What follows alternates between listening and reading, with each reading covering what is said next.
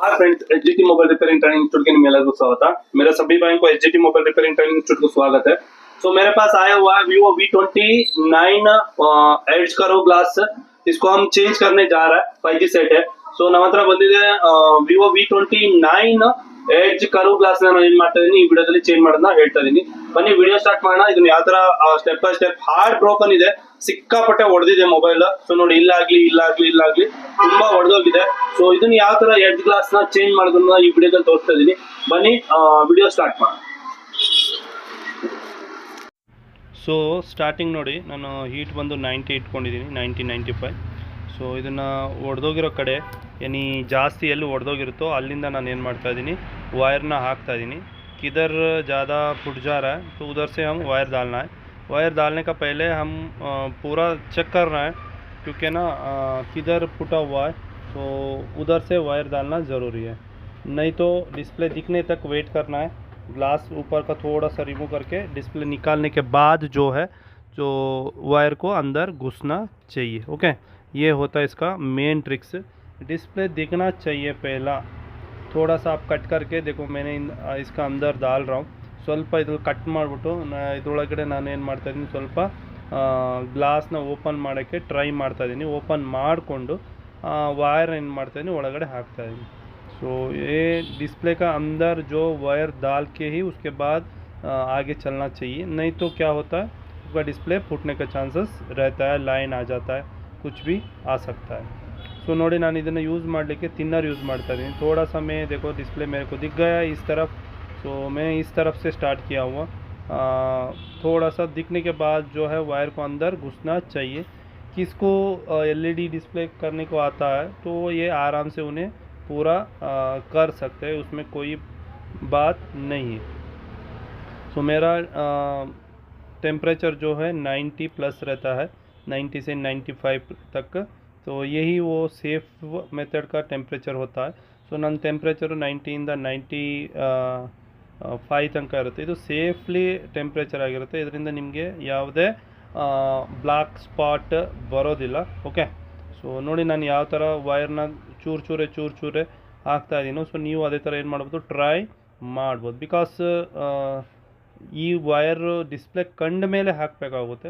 ये वायर को डिस्प्ले दिखने के बाद ही डालना पड़ेगा, क्योंकि ये डिस्प्ले देखने का पहले डाल दिया तो डिस्प्ले के अंदर वायर जाने का चांसेस ज़्यादा रहता है, क्योंकि ना ये बहुत पतला वाला डिस्प्ले रहता है। इसलिए आपको वायर डिस्प्ले दिखने के बाद भी डालना चाहिए। सो ನೀವು ಡಿಸ್ಪ್ಲೇ ಕಂಡ ಮೇಲೇ ವೈರ್ನ ಒಳಗಡೆ ಹಾಕಿ ಫ್ರೆಂಡ್ಸ್। ಸೊ ಇದು ನಾನು ಯಾಕೆ ಒತ್ತಿ ಬೇರೆ ಹೇಳ್ತಾ ಇದ್ದೀನಿ ಅಂದರೆ, ಡಿಸ್ಪ್ಲೇ ಕಾಣೋಕ್ಕಿಂತ ಮುಂಚೆ ಹಾಕಿದರೆ ನಾವು ಡಿಸ್ಪ್ಲೇಯಿಂದ ಕೆಳಗಡೆ ಅಥವಾ ಡಿಸ್ಪ್ಲೇ ಒಳಗೆ ಮಧ್ಯ ಹೋಗುತ್ತೆ। ಇದೇನಾದರೂ ಪೋಲರೈಸರ್ ಹೋಯ್ತಂದರೆ ಮಾಡೋದು ತುಂಬ ಕಷ್ಟ। ಸೊ ಅದಕ್ಕೆ ಸೇಫರ್ ಸೈಡಲ್ಲಿ ನೋಡಿ ಈ ಥರ ಮಾಡಿ। ಸೊ ನಾನು ಇದನ್ನು ಯೂಸ್ ಮಾಡ್ತಾ ಇದ್ದೀನಿ, ಪೆಟ್ರೋಲ್ನ ಯೂಸ್ ಮಾಡಿ ಇದನ್ನು ಒಳಗಡೆ ವೈರ್ ಹಾಕಿದ್ದೀನಿ। ಸೊ ನೋಡಿ ಫ್ರೆಂಡ್ಸ್, ಈ ಥರ ನೀವು ಹಾಕಿದರೆ ಯಾವುದೇ ಹೆದರಿಕೆ ಇಲ್ಲ। ಹಾಗೆ ನೀವೇನು ಮಾಡ್ಬೋದು, ಕರ್ವ್ ಡಿಸ್ಪ್ಲೇನ ಗ್ಲಾಸ್ನ ತೆಗಿಬೋದು। ಆಲ್ರೆಡಿ ಕೆಲಸ ಮಾಡ್ತಾ ಇರೋರಿಗೆ इदेन ತೊಂದರೆ ಅನಿಸಲ್ಲ।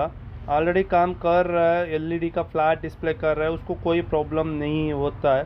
एक बार ट्राई कर लीजिए आप, 100% सक्सेस हो जाता है, उससे कोई प्रॉब्लम नहीं है। ओके, सो ये आपको डिस्प्ले का ऊपर ही वायर को चलाना है।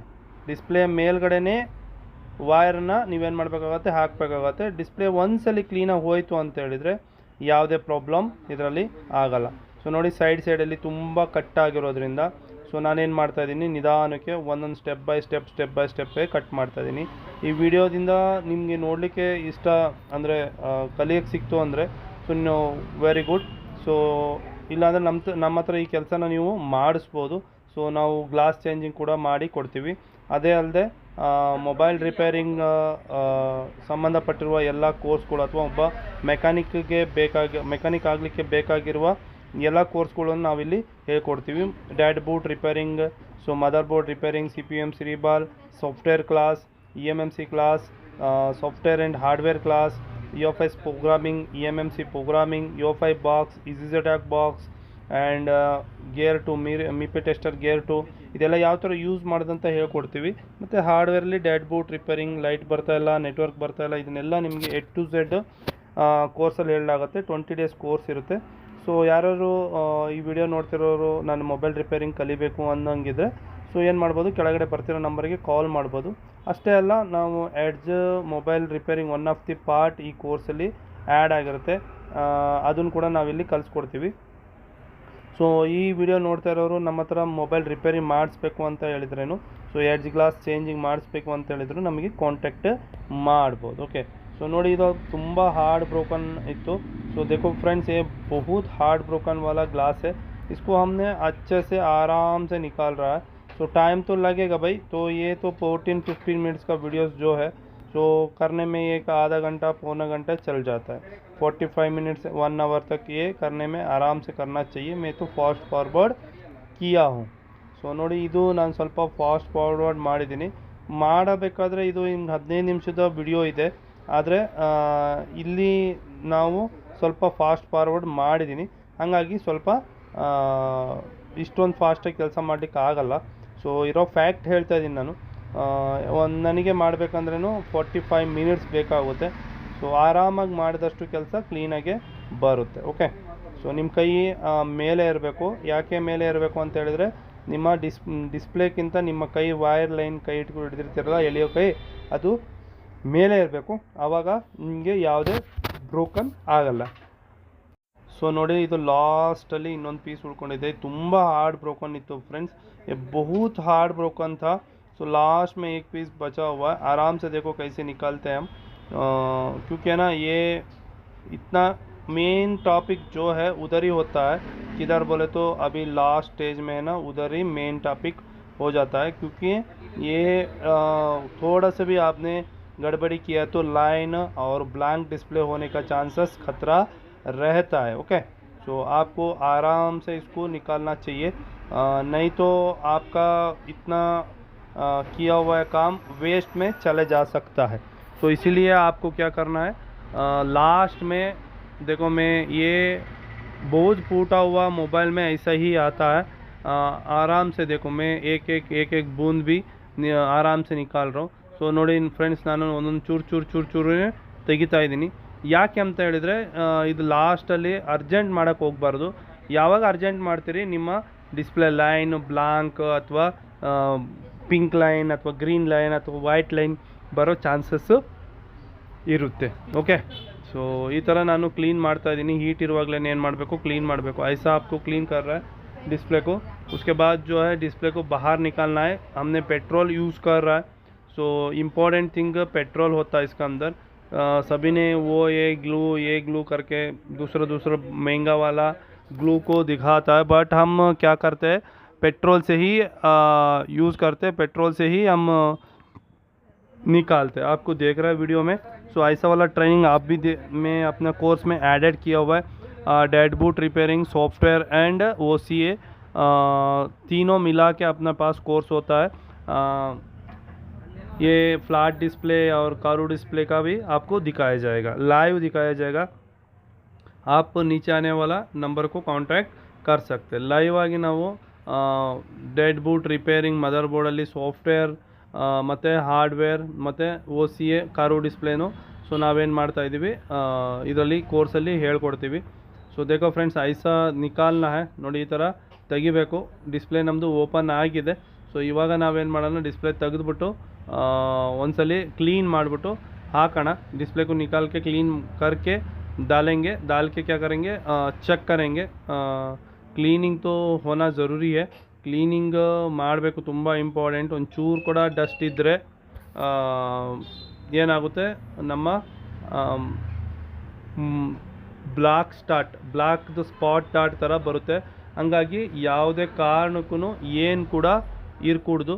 ಒಂದೇ ಒಂದು ಚಿಕ್ಕದು ಕೂಡ ಡಾಟ್ ಇರ್ಬೋದು. ಫ್ರಂಟ್ ಮತ್ತು ಬ್ಯಾಕ್ ಎರಡನ್ನೂ ಕ್ಲೀನಾಗಿ ಕ್ಲೀನ್ ಮಾಡಬೇಕು. ಈ ವಿಡಿಯೋ ನೋಡೋರಿಗೆ ಗೊತ್ತಾಗುತ್ತೆ ಯಾವ ಥರ ಕ್ಲೀನು ಮಾಡಬೇಕು ಅಂತ. ಈ ಥರ ಕ್ಲೀನ್ ಮಾಡಿಲ್ಲ ಅಂದರೆ ಪಂಚಿಂಗ್ ಟೈಮಲ್ಲಿ ನಿಮ್ಮದು ಡಾಟ್ಗಳು ಬಂದು ಸೊ ಡಿಸ್ಪ್ಲೇ ನಿಮ್ಮದು ಹೋಗೋ ಚಾನ್ಸಸ್ಸು ಜಾಸ್ತಿಯಾಗಿ ಇರುತ್ತೆ.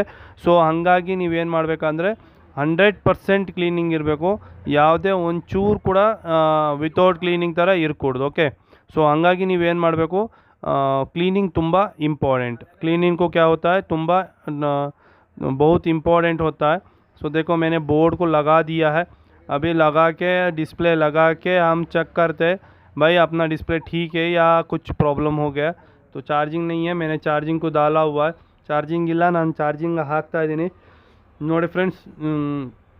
ಡಿಸ್ಪ್ಲೇನ ಆನ್ ಮಾಡ್ತಾ ಇದ್ದೀನಿ, 3% ಚಾರ್ಜ್ ಆಗಿದೆ. ವಿವೋ Y95 ಇದೆ, ಸಾರಿ ವಿವೋ V29 ಇದೆ.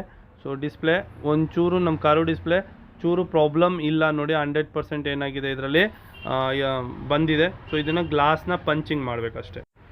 ಸೊ ಎಷ್ಟು ಕ್ಲೀನ್ ಮಾಡ್ತಿರೋ ಅಷ್ಟು ಒಳ್ಳೆಯದು ಪಂಚಿಂಗ್ ಟೈಮಲ್ಲಿ. ಒಂಚೂರು ಕೂಡ ಏನಿರಬಾರ್ದು, ಡಸ್ಟ್ ಇದರಲ್ಲಿ ಇರಕೂಡ್ದು. ओके, सो थोड़ा सा भी डस्ट रहना नहीं चाहिए.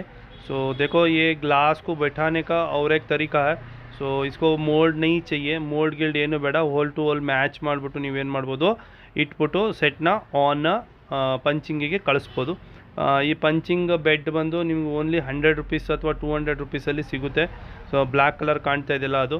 ಸೊ ನಿಮ್ಮ ಹತ್ರದ ಮಾರ್ಕೆಟಲ್ಲಿ ಒಂದ್ಸರಿ ಕೇಳಿ ನೋಡಿ, ಈಸಿ ವೇ. ಅದಕ್ಕೋಸ್ಕರ ಎಕ್ಸ್ಟ್ರಾ ಮೋಲ್ಡ್ ತೊಗೊಳೋ ಅವಶ್ಯಕತೆ ಇಲ್ಲ, ಆರಾಮಾಗಿ ಏನು ಮಾಡ್ಬೋದು ನೀವು ಇದೇ ಪಂಚಿಂಗ್ ಇದರಲ್ಲಿ ಪಂಚ್ ಮಾಡ್ಬೋದು.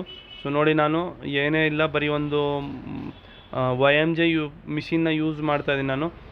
ಯೂಸ್ ಮಾಡಿಬಿಟ್ಟು ಸೆಟ್ಟಿಂಗ್ ಮಾಡಿದ್ದೀನಿ, ಸೆಟ್ಟಿಂಗ್ ಮಾಡಿಬಿಟ್ಟು ಇದನ್ನು ಪಂಚಿಂಗ್ ಮಾಡ್ತಾಯಿದ್ದೀನಿ ನೋಡಿ. ಇದೇನಾಗಿದೆ, ಪಂಚಿಂಗ್ ಆಗಿದೆ ಇವಾಗ. ಸೊ ಇದನ್ನು ಓಪನ್ ಮಾಡಿ ನೋಡಿದ್ರೆ ಇದರಲ್ಲಿ ಬಬ್ಬಲ್ಲು ನಾಕೆ ಬರೋಬ್ಬರ ಇರುತ್ತೆ. ಸೊ ಬಬ್ಬಲ್ಲು ಜಾಸ್ತಿ ಇರೋದಿಲ್ಲ ಇದರಲ್ಲಿ, ನೋಡಿದ್ರೆ ಗೊತ್ತಾಗುತ್ತೆ. ಸೊ ನೋಡಿ ಇವಾಗ ವಾಪಸ್ ಹೊರಗಡೆ ತೆಗಿತೀನಿ, क्योंकि ना इसमें बबल बहुत कम आता है. YMJ एड्स के लिए बहुत अच्छा है, बट YMJ ही नहीं है, कौन सा भी आप यूज़ कर सकते हैं इसका अंदर. ಸೊ ಇವಾಗ ನೋಡೋಣ ಫ್ರೆಂಡ್ಸ್ ಏನಾಗಿದೆ ಅಂತ. 2 ಮಿನಿಟ್ಸ್ ಆಗಿದೆ ನಮ್ಮದು, बिल्कुल ना के बराबर. देखो, तो ना के बराबर आया हुआ है. सो कस्टमर इधर ही खड़ा हुआ है. तो देखो ये एक भी बबल नहीं, इसको ಚೆಕ್ करेंगे. ಸೊ ಒಂದು ಕೂಡ ಏನಾಗಿಲ್ಲ, ಬಬಲ್ ಆಗಿಲ್ಲ ಇಲ್ಲ ಇದರಲ್ಲಿ. ಸೊ ಏನ್ ಮಾಡಿ ಇದನ್ನ ಚೆಕ್ ಮಾಡೋಣ ಇವಾಗ. ಸೊ ನೋಡೋಣ ಏನಾಗುತ್ತೆ ಅಂತ ನೋಡಿ. 100% ಫಿಟ್ಟಿಂಗ್, ಸೊ ಯಾವುದೇ ಪ್ರಾಬ್ಲಮ್ ಇಲ್ಲ. ಸೊ 100% ಏನಾಗುತ್ತೆ ಫಿಟ್ಟಿಂಗ್ ಕೂಡ, ಯಾಕಂದ್ರೆ ಈಸಿ ವೇ ಅಲ್ಲಿ ನಾನು ನಿಮ್ಗೆ ಈ ವಿಡಿಯೋದಲ್ಲಿ ಹೇಳಿದ್ದೀನಿ.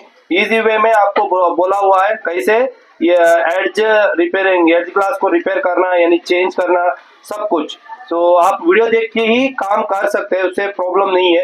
सो ನೀವು ನೋಡಿ ಕೂಡ ಏನು ಮಾಡಬಹುದು, ಕೆಲಸನ ಮಾಡಬಹುದು. ಸೋ ನಾನು ಒಂದೊಂದು ವಿಚಾರವನ್ನು ನಿಮಗೆ ಈ ವಿಡಿಯೋದಲ್ಲಿ ಹೇಳಿದ್ದೀನಿ ಆಲ್ರೆಡಿ. ಸ್ವಲ್ಪ ಡಿಸ್ಟರ್ಬೆನ್ಸ್ ಇರಬಹುದು, ಯಾಕಂದ್ರೆ शॉप ಅಲ್ಲಿ ನಾವು ಕೆಲಸ ಮಾಡೋದು. तो थोड़ा सा डिस्टर्बेंस हो सकता है, क्योंकि ना मैंने लाइव शॉप में कोई ये लेके प्राइवेट जगह में काम नहीं कर रहे. आप भी ऐसे ही काम करते हैं तो आपको पता ही चलेगा कैसा प्रॉब्लम रहता है. तो देखो 100% सेट ग्लास चेंज हो गया. ಸೊ ಏನಾಗಿದೆ, 100% ಸೆಟ್ ಗ್ಲಾಸ್ ಚೇಂಜ್ ಆಗಿದೆ. ಇದೇ ತರ ಕೆಲಸ ನೀವು ಕೂಡ ಕಲಿಬಹುದು.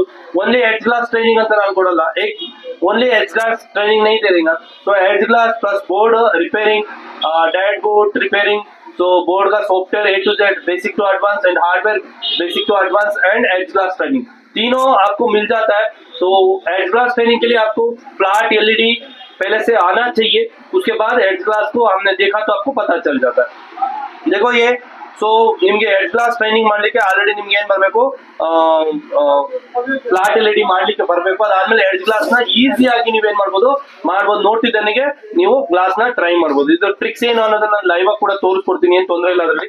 तो इधे तरह ಕೆಲಸ ಕೂಡ ನೀವು ಕೂಡ ಕಲಿಬಹುದು. ಬನ್ನಿ HGT mobile repairing training institute Bangalore, आप भी ऐसा काम सीख सकते हैं. आज ही HGT mobile repairing training institute Bangalore. हमको रिपेयरिंग को क्या क्या चाहिए, software plus hardware plus glass changing removing, तो हम तीनों को इधर आपको ट्रेनिंग दे देते हैं. तो नीचे आने वाले नंबर को आप कांटेक्ट करके बोल सकते हैं. ये वीडियो अच्छा लगे तो शेयर करें, लाइक करें, सब्सक्राइब करें ಚಾನಲ್ को नया देख रहे हो तो ಈ ವಿಡಿಯೋ ಇಷ್ಟ ಆಗಿದ್ದಲ್ಲಿ ಶೇರ್ ಮಾಡಿ, ಲೈಕ್ ಮಾಡಿ, ಮತ್ತೆ ಹೊಸಬ್ರು ನೋಡ್ತಾ ಇದ್ರೆ ನಮ್ಮ ಚಾನಲ್ ನ ಸಬ್ಸ್ಕ್ರೈಬ್ ಮಾಡಿ. ಇದೇ ತರ ನಾನು ಲೈವ್ ವಿಡಿಯೋ ತಗೊಂಡ್ಬರ್ತಾ ಇರ್ತೀನಿ. ಸೊ ನೋಡಿ ಇದು ತುಂಬಾ ಈಸಿಯಾಗಿ ನಾನು ಈ ವಿಡಿಯೋದಲ್ಲಿ ನಿಮ್ಗೆ ಹೇಳಿದ್ದೀನಿ ಯಾವ ತರ ಗ್ಲಾಸ್ ಚೇಂಜ್ ಮಾಡಬೇಕು ಅಂತ. So thank you for watching.